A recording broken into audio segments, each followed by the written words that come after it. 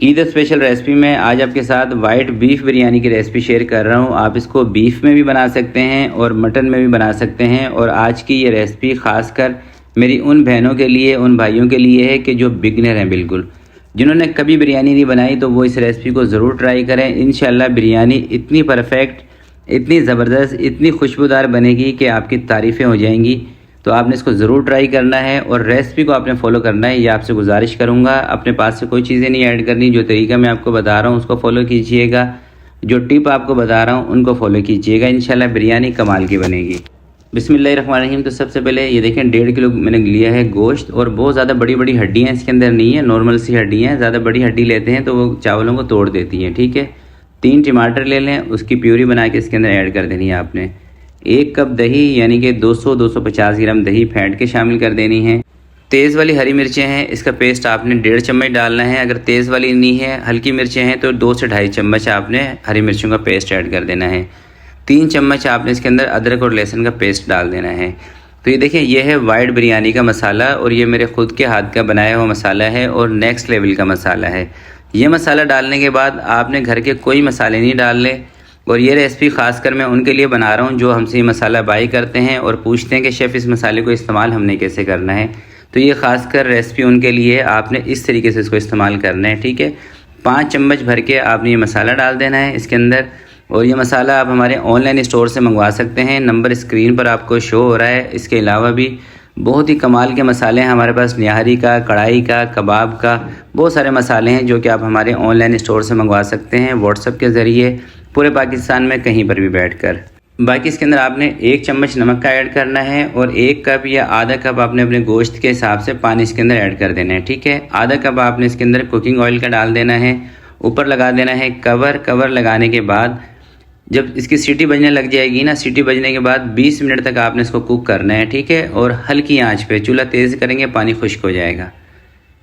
एक साइड पे गोश्त गल रहा है, दूसरी साइड पे देखिए 3 प्याज आपने लेनी है, उसको फ्राई कर लेना है। 10 से 12 छोटी वाली हरी मिर्चें, थोड़ा सा धनिया आपने लेना है, थोड़ा सा पुदीना लेना है, 1 टमाटर, इसको आपने बारीक बारीक कटिंग कर लेना है, ठीक है। 5 से 6 आपने गोल मिर्चें लेनी है, ये ऑप्शनल है, आप चाहें तो स्किप भी कर सकते हैं। 1 नींबू बारीक बारीक स्लाइसिस के अंदर आपने कट कर लेना है। और 10 से 12 आलू बखारे लेने हैं। थोड़ी सी अदरक, इस तरीके से अदरक की भी आपने कटिंग कर लेनी है। अब इस सारे हरे मसाले को ना आपने ज़रा अच्छे तरीके से मिक्स कर देना है। आप में से वो लोग जो कहते हैं ना कि शेफ़ जब हम बिरयानी बनाते हैं तो हमारी बिरयानी के अंदर से ना टमाटर वगैरह ये चीज़ें साबुत नज़र आ रही होती हैं, तो भाई आप इसको अच्छे तरीके से मिक्स नहीं करते। ये मसाला देग वाली जितनी भी बिरयानी बनती है उसके अंदर ऐड करना लाजमी होता है, उसके बगैर जो देग का जो खुशबू, जो फ्लेवर है वो नहीं आएगा। बस आप क्या गलती करते हैं कि इस मसाले को हल्का सा मिक्स करते हैं और बिरयानी में दम के टाइम पे डाल देते हैं। इसको अच्छी तरह से मिक्स किया करें। 20 मिनट कुकर को चलाने के बाद जब इसकी स्टीम निकली, कवर मैंने हटा दिया है। सबसे पहले आपने क्या करना है कि गोश्त को चेक कर लेना है, ठीक है। अगर गोश्त गल जाता है तो अगला जो प्रोसेस है वो आपने करना है। अगर खुदा न खास्ता गोश्त नहीं गलता तो 2-3 मिनट की आपने और इसको सीटी दे देनी है। गोश्त गल गया है, अब इसको उठा के दूसरे से बर्तन में निकालेंगे जिस बर्तन के अंदर हमने बिरयानी को बनाना होगा। चूल्हा वूल्हा नहीं जलाना, ना इसकी भुनाई करनी, कुछ नहीं करना आपने, ठीक है। कभी चूल्हा जला के आप इसको भूनना शुरू हो जाएं। और ये देखिए पानी भी है इसके अंदर, पानी होना ज़रूरी है। अब इसके अंदर दम से पहले ना आपने ये 1.5 चम्मच, ये दूसरा मसाला है हमारा बिरयानी का सीक्रेट मसाला, ये है खुशबू वाला मसाला। और इस मसाले का काम ये है कि इससे आपकी बिरयानी की जो खुशबू है वो आपके घर के अंदर तक नहीं रहेगी, इंशाल्लाह बाहर तक जाएगी। तो ये मसाला भी आपने लाजमी ऐड करना है। जो पहले मसाला हमने डाला था वो टेस्ट के लिए डाला था, और ये वाला जो मसाला है ये खुशबू के लिए, ठीक है। साथ में 2 से 3 चम्मच आपने केवड़ा वाटर भी इसमें ऐड कर देना है। केवड़ा वाटर नहीं है आपके पास, केवड़े का एसेंस है, तो 3 से 4 ड्रॉप आपने एसेंस के डाल देने हैं, ठीक है। गोश्त को साइड पे करके इस तरह से हरा मसाला इसके ऊपर लगा देना है। कौरमा रेडी है, इसको साइड पे कर देना है। थोड़ा सा खुला डुला पानी रख लेना है, 4 से 5 लीटर। जैसे पानी के अंदर उबाल आएगा 3 चम्मच भर के आपने इसके अंदर नमक डाल देने हैं। और 2 चम्मच के करीब केवड़ा वाटर जो हमने कौरमे में डाला था वो आपने इसमें डाल देना है। केवड़ा वाटर नहीं है तो केवड़े का एसेंस 2 से 3 ड्रॉप डालने हैं, ठीक है। 1 किलो सेला चावल लिया था, 3 घंटे तक इसको आपने पानी के अंदर भिगो के रखना है। अगर आप बिगनर हैं तो शुरू में आप सेला चावल से बिरयानी बनाया करें, क्योंकि इसकी बिरयानी बहुत आसान होती है बनाना सेला चावल की। ना तो ये जुड़ते हैं, और इंशाल्लाह जो तरीका आपको बताऊंगा ना ये खड़े रहेंगे चावल, बेहतरीन चावल आपके बनेंगे। सिर्फ आपने सेला चावल को 3 घंटे तक भिगोना होता है, उसके बाद अच्छे तरीके से 2-3 पानी से धो के आपने इनको उबाल लेना है। तो जैसे चावलों के अंदर एक उबाल आएगा उसके बाद चूल्हा थोड़ा सा आपने कम कर देना है। 2 से ढाई मिनट लगेंगे चावलों को तकरीबन 90% तक गलने में। 2 मिनट भी लग सकते हैं, 2.5 मिनट भी लग सकते हैं। बस इसके अंदर अंदर इंशाल्लाह चावल आपके गल जाएंगे। आपने ये देख लेना है कि चावल आपके 90% तक गल जाएं।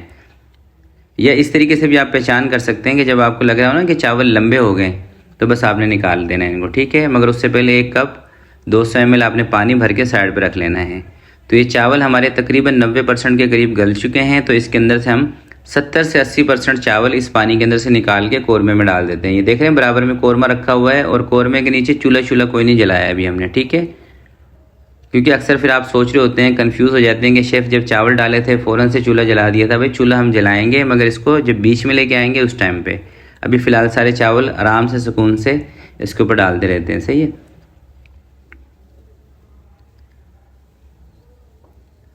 तो तकरीबन 70% के करीब चावल कौरमे के अंदर डालने के बाद अब ये वाले जो चावल है ना इसको ना आपने 10 से 15 सेकंड के लिए और उबाल लेना है। 10 सेकंड उबाल लें, 15 सेकंड उबाल लें, ठीक है।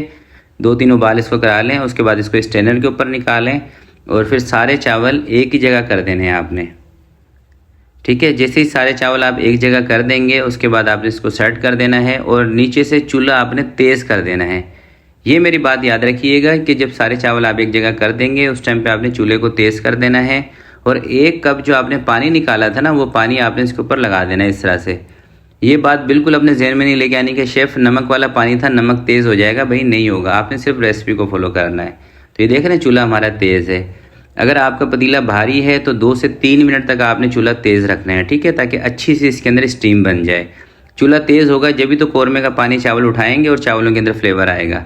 तो 2 से 3 मिनट के बाद जब अच्छी सी स्टीम बन जाएगी आपने इसके ऊपर कवर लगा देना है। कवर लगाने के बाद चूल्हा आपने कर देना है दम वाला। 20 मिनट का आपने इसको दम देना है। 20 मिनट के बाद आपने कवर हटाना है और 1 कप आपने इसके ऊपर ऑयल लगा देना है। फ्राई प्याज का तेल ले लें, जिस तेल के अंदर आपने प्याज को फ्राई किया था ना वही तेल आपने इसके ऊपर इस तरह से लगा देना है।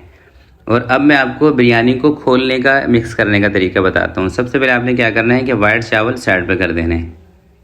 ऊपर होते हैं वाइट चावल, पतली सी तेल वाइट चावल की होती है, नीचे मसाले वाले चावल होते हैं। सारे को मिक्स नहीं कर दिया करें, मसाले वाले चावल मिक्स करें और मसाले वाले चावल डिश के अंदर निकालें और ऊपर थोड़े सा वाइट चावल डिश के ऊपर डाल दें ताकि खूबसूरती भी आए। और ये देखें, आप कलर देखें सिर्फ माशाल्लाह से। और आपकी बिरयानी का भी यही कलर आएगा अगर आप इस रेसिपी को एज़ इट इज़ फॉलो करेंगे। अगर आप अपने पास से कोई नया फार्मूला लगाएंगे फिर बिरयानी की कोई गारंटी नहीं है। अगर आप इस रेसिपी को एज़ इट इज़ फॉलो करेंगे, वीडियो के मुताबिक बनाएंगे, इंशाल्लाह बिरयानी आपकी ऐसी बनेगी कि आपके दिल से दुआएं निकलने वाली हैं।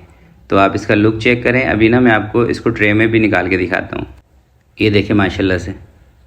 तो बीफ की बिरयानी जब भी बनाया करें ना, तो अगर आप 1 किलो चावल ले रहे हैं तो इसके अंदर कम से कम 1.5 किलो गोश्त का इस्तेमाल किया करें। उससे ये होता है कि बोटियाँ कम नहीं पड़ती, क्योंकि बीफ की जो बोटियाँ हैं ये सुकड़ के छोटी हो जाती हैं। अगर आप 1 किलो चावल लेंगे, 1 किलो गोश्त डालेंगे तो मेहमानों के सामने ना फिर आपको बोटियाँ नज़र नहीं आएंगी, क्योंकि बोटियाँ कम हो जाती हैं, चावल ज़्यादा हो जाते हैं। तो बेहतर यह है कि आप 1.5 किलो गोश्त 1 किलो चावल का इस्तेमाल करें।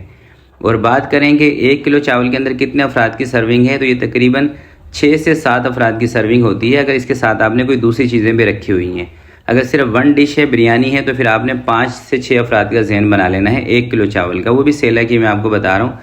और दूसरी बात यह है कि अगर आप बिगनर हैं ना और आप चाहते हैं किसी दावत वगैरह पे बिरयानी बनाना, तो मैं फिर आपको बता रहा हूँ कि आपने सेला चावल की बनानी है। क्योंकि सेला चावल में ये होता है कि खुदा ना खास्ता अगर आपके मेहमान आने में देर हो गई तो बिरयानी आपकी बैठेगी नहीं, यानी कि चावल आपस में जुड़ेंगे नहीं। जब आप इसको ट्रे के अंदर डिश में निकालेंगे तो खिले खिले रहेंगे, चाहे आप बिरयानी बनाने के 1 से 2 घंटे बाद भी इस्तेमाल करते हैं।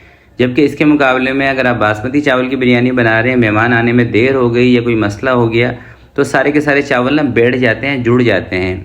तो इसलिए आज मैंने सेला चावल की बिरयानी बनाई है ताकि मैं आपको बता भी सकूं कि अगर ये वाले प्रॉब्लम आपके साथ आते हैं तो फिर आप सेला चावल का इस्तेमाल करें। और सेला चावल से भी बहुत ज़बरदस्त बिरयानी बनेगी अगर आप इस रेसिपी को, इस मेथड को फॉलो करेंगे।